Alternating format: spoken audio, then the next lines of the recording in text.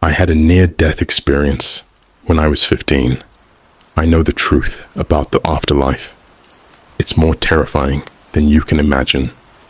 Part 1. Preface. When I was 15, I was shot in a convenience store robbery.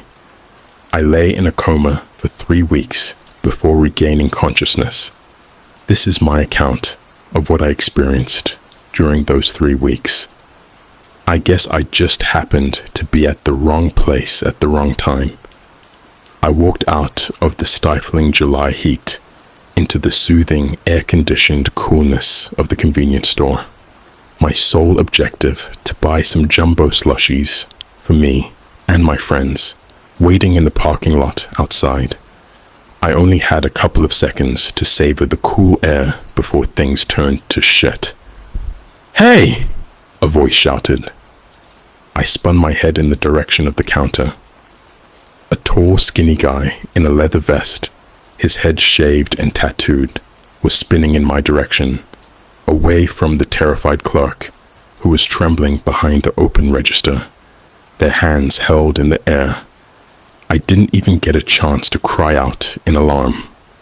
I had just enough time to register the guy's pockmarked face and jittery, wild, drug-addled eyes before the 9mm he was aiming in my direction went off. I didn't hear the shot. A yellow flower bloomed in my vision, then blackness. I remember floating weightlessly through the blackness, drifting like a feather through the darkness of non-existence, blind and deaf in the void for what felt like an eternity. There was no pain, no sound, no light. Then gradually, slowly, the blackness faded away.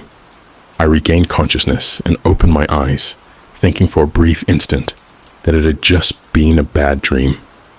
Except I wasn't in my bed. I lying on the floor of the convenience store.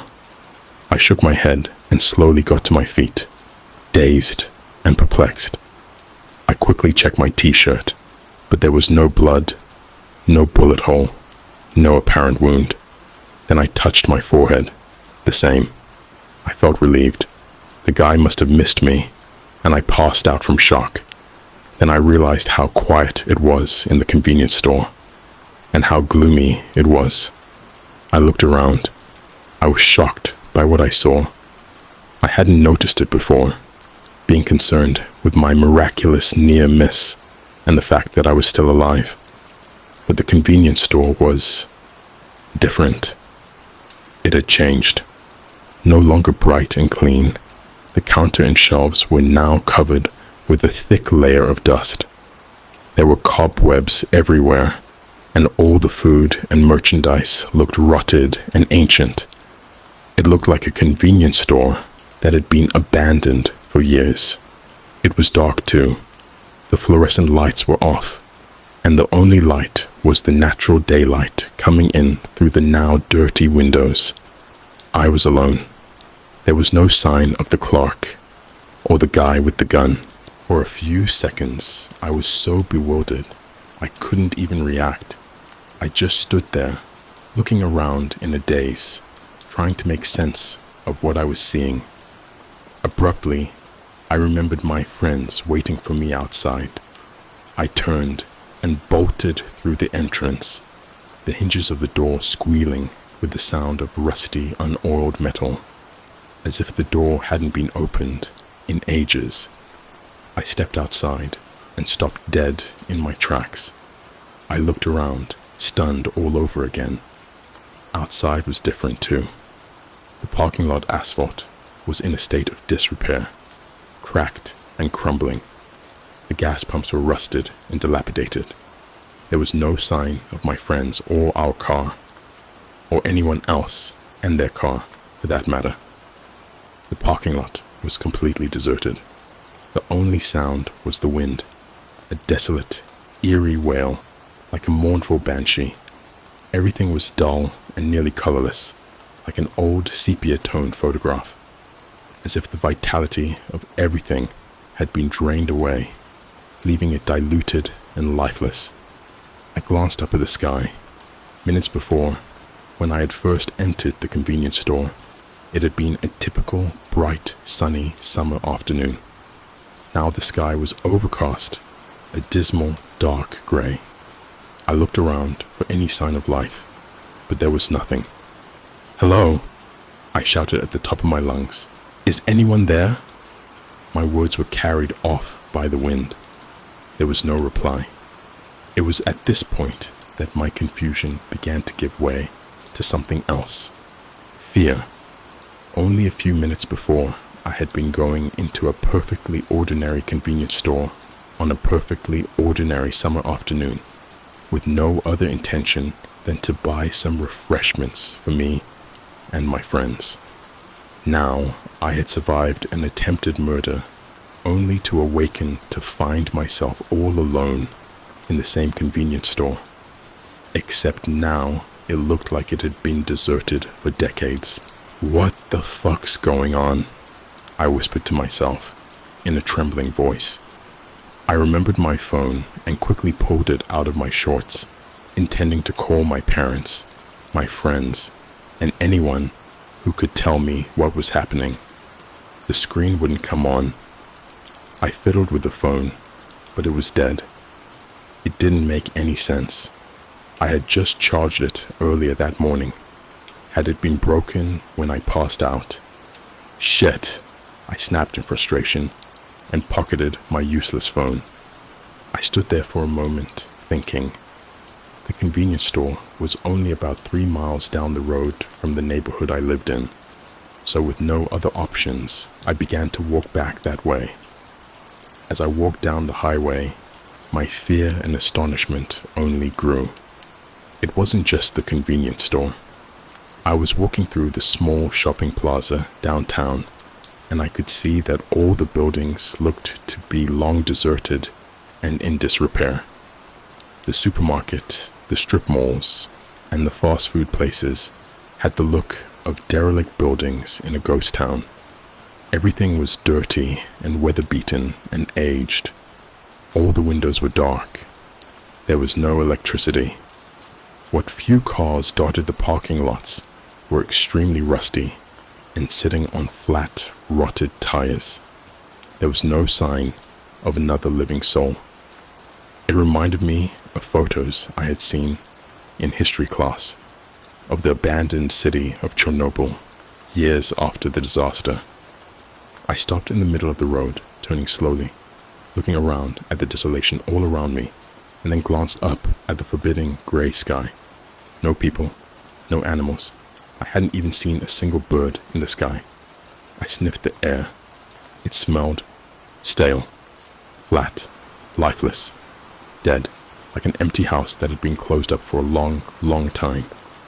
And there was some other smell underneath it, a faint odor I couldn't quite place.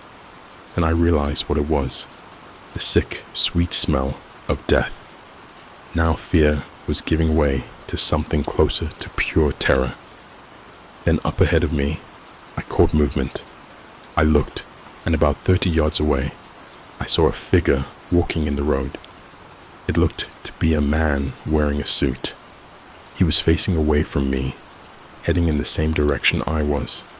I felt a wave of relief at having finally found another person, someone I could talk to who might be able to explain what was going on. "Hey!" I shouted and began sprinting toward the figure. "Hey, mister! Wait up!" As I got closer, I noticed something. The man seemed to be walking very slowly with a strange, staggering shuffle. I brushed it off, figuring maybe it was an old guy or a disabled person. "Hey, mister!"